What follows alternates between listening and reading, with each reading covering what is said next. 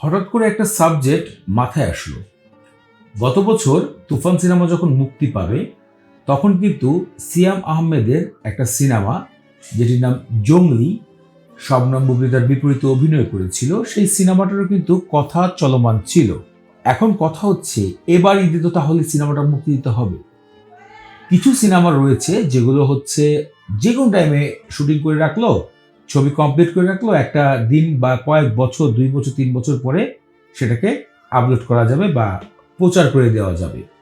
কিন্তু কিছু সিনেমা রয়েছে যেটা যদি আপনার সময়কালের মধ্যে প্রচারণা না করা হয়, মুক্তি দেওয়া না হয়, তাহলে সিনেমার মার্কেট একদম জিরো লেভেলে চলে যায়।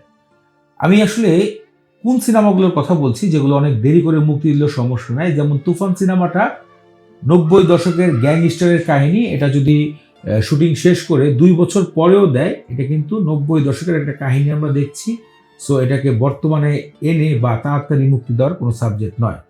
এমন অনেক সিনেমা রয়েছে যেগুলো হচ্ছে কালভিত্তিক, অনেক আগের একটা ঘটনাকে পুনরায় সিনেমা রূপে দেখানো হচ্ছে, সেগুলো সমস্যা নেই। তবে জঙ্গলি সিনেমাটা হয়তো চলমান ঘটনাকে বা বর্তমান সময়কে ভিত্তি করে তৈরি করা হয়েছে যতটুকু বোঝা গেছে। তো সিয়াম আহমেদ এবার লড়াই দিবে কিন্তু বরবাদ সিনেমার সাথে শাকিব খানের।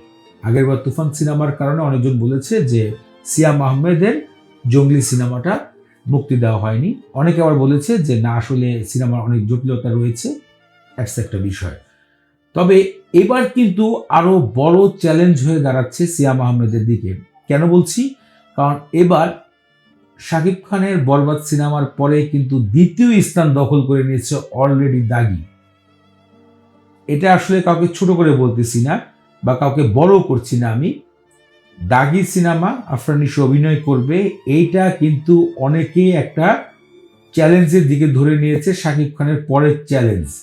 এখন তৃতীয় পর্যায়ে অনেকজন বলছে যে জঙ্গলি সিনেমাটাকে নাম্বার 3-তে রাখা যায়, কেউ নাম্বার 2-এ রাখার কথা বলছে না, যতটুকু আমি অনলাইন থেকে দেখলাম। তাই এবার কিন্তু আগের বারের থেকে সিয়াম আহমেদের বড় চ্যালেঞ্জকে নিতে হচ্ছে, এটাই আসলে কথা।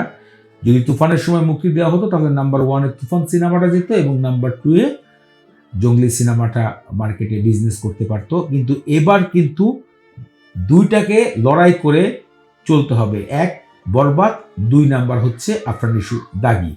সো এবারে ঈদে খুব ফাটাফাটি হবে একটা, এটা বোঝাই যাচ্ছে। কারণ বাংলাদেশে চোখে পড়ার মতন সুপারস্টার রয়েছে শাকিব খান, তারপরে নায়কদের মধ্যে অন্যতম জনপ্রিয়তা লাভ করেছে সিয়াম আহমেদ, এবং অনেকদিন পরেই সিনেমা জগতে যোগ দিয়েছেন আফরান নিশো। এদিকে আবার বাপ্পি ভাই লাস্ট একটা ভিডিও তৈরি করেছি, বাপ্পি চৌধুরীও বাংলাদেশের সুপারস্টার, তিনি ভূতের সিনেমা না হাজির হচ্ছেন ঈদে। তো 4টা সিনেমার কথা আসছে, কিন্তু আমি 3টা সিনেমার কথাই বলছি, ফাটাফাটি হবে। সেটা হচ্ছে বরবাদ শাকিব খানের, আফরান নিশোর দাগি, এবং 3 নম্বরে রয়েছে সিয়াম আহমেদের জঙ্গলি। তো কোন সিনেমাটা আপনার কাছে বেশি ভালো লেগেছে বা আশায় রয়েছেন, কমেন্ট বক্সে মতামত জানাতে ভুলবেন না।